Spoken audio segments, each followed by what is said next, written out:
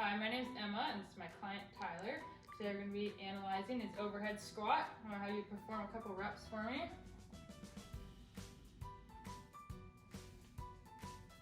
So as you can see, when he comes down, his arms tend to fall forward slightly, which is an indication of his pectoralis major and minor being overactive, and then his mid to low trap and rhomboids would be underactive. And the reason an impairment like this is important is because movement impairments can lead to tissue overload or dysfunction, and if one segment's out of alignment, then the other segments are having to compensate to make up for it. So you can see that his pecs are overactive because they're having to compensate for his underactive mid to lower traps.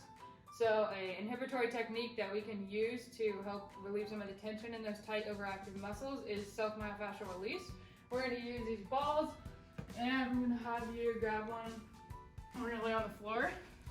You're just going to put it underneath your pec muscle, more or less, and you're going to roll back and forth on it. Just moving your body across until you can start to feel some of that tension release. Probably about 30 seconds, and we'll do a few reps of that. All right, so the reason this inhibitory technique is really beneficial is because that sustained external pressure across those overactive muscles helps relieve tension in the muscle. It stimulates it and causes it to relax. All right, so the next phase is the lengthening phase, and this phase includes techniques like static and neuromuscular stretching. So the technique we're going to use is static stretching. We're going to do a standing static pectoralis stretch. So you're going to come against the wall, have your hand here kind of to the edge and with your middle finger lined up to the edge. You're going to stagger your stance a bit and then lean into it to where you can feel a stretch across your pecs. And this, I'm going to have you demonstrate first.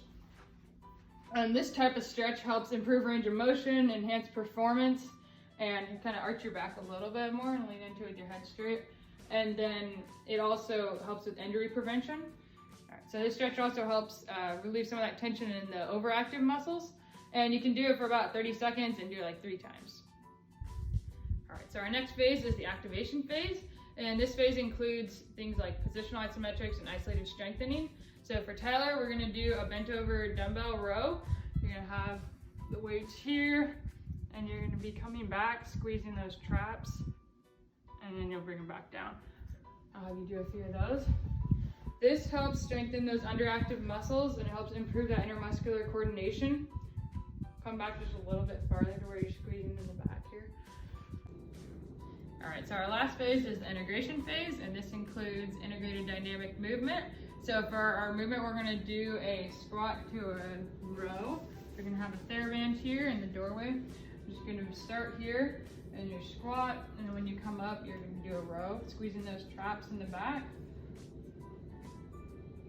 Tyler, do a few reps.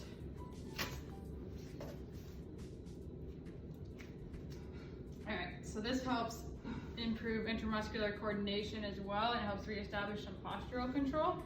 And it also helps strengthen those underactive muscles, the mid to lower traps and rhomboids. And that is the last phase of our corrective exercise continuum. So another lengthening technique you can do is PNF stretching, or proprioceptive neuromuscular facilitation. We're going to do a chest PNF stretch. So I'm going to have Tyler sit on the floor for me. Put your hands behind your head. Place my hands at the edge of his elbows. And he's going to resist me for 10 seconds. 10, 9, 8, 7, 6, 5, 4, 3, 2, 1. He's gonna relax. I'm gonna pull him back. We're gonna do it again. 10, 9, 8, 7, 6, 5, 4, 3, 2, 1. Relax. Sit up a little bit straighter for me. We'll go one more time. Resist. 10, 9, 8, 7, 6, 5, 4, 3, 2, 1. Relax.